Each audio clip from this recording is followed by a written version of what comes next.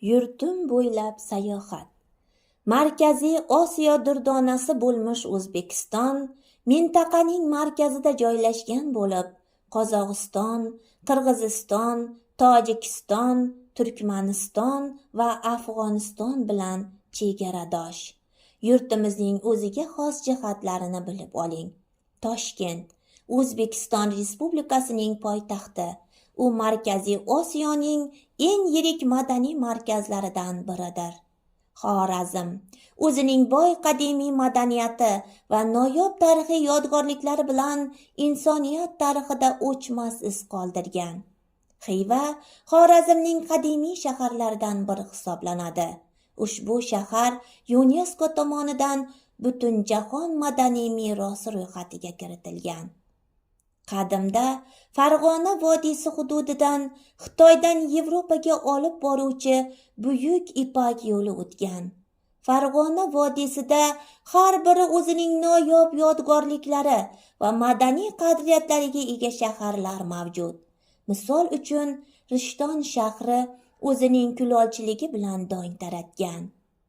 Sirdaryo viloyatida bog'dorchilik va uzumchilik keng rivojlangan. Tumanlar orasida poliz ekinlari bo'yicha birinchi o'rinda turuvchi Mirzacho'l qovunlari respublikamizdan tashqarida ham tanilgan. Surxondaryo viloyati quruq iqlimga ega. Bunday o'ziga xoslik uni boshqa hududlardan ajratib turadi. Mazkur viloyatda chorvachilik keng tarqalgani tufayli bu yerda go'shtli mahsulotlar va taomlar o'ziga xos mazali usullarda tayyorlanadi. Samarqand dunyodagi eng qadimiy shaharlardan biri bo'lib, uning yoshi 2700 yildan ortiqroqdir. Samarqandning me'moriy yodgorliklari UNESCO tomonidan Butunjahon madaniy merosi ro'yxatiga kiritilgan. Hozirgi kunda Samarqand nafaqat yurtimizda, balki butun dunyoda tan olingan sayyohlik markazlaridan biridir. Namangan viloyati o'zining hunarmandchiligi bilan shuhrat qozongan. Chust tumanida tayyorlangan pichoqlar O'zbekistondan tashqarida ham mashhurdir. Qadimda Navoiy viloyati hududidan buyuk Ipak yo'li savdo karvon yo'llari o'tgan. Sarmishsoy darasidagi qoyatoshga rasmlar tushirilgan manzilgoh viloyatning betakror joylaridan biridir. Ushbu rasmlar avlodlarimizning hayoti, tarixi, madaniyati haqidagi ma'lumotlarni o'zida mujassam etgan. Qashqadaryo viloyati Pomir Oloy tog' tizmasining g'arbiy chekkasida Amudaryo va Zarafshon daryolari, Hisor va Zarafshon tog' tizmalari orasida joylashgan.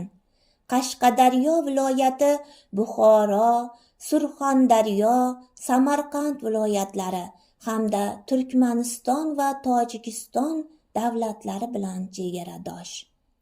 Jizzax viloyati ajoyib va maftunkor tabiatga ega.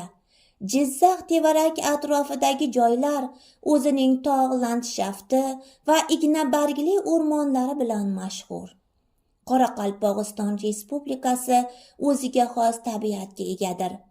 Xalq amaliy san'ati asrlar davomida o'zining gilamdozlik buyumlari bilan mashhur bo'lib kelmoqda.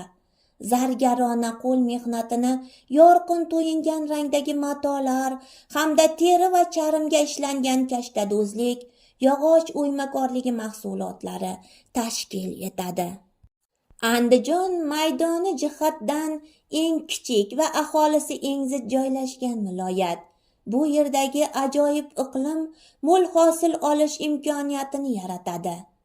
Buxoro viloyati shaharlari ochiq osmon ostida qad ko'targan noyob arxitektura yodgorliklaridir. Mana bir necha asrlardan buyon o'zining sharqona uslubda bezatilishi va naqshlarining benuqsonligi bilan butun dunyoni lol qoldirib kelmoqda.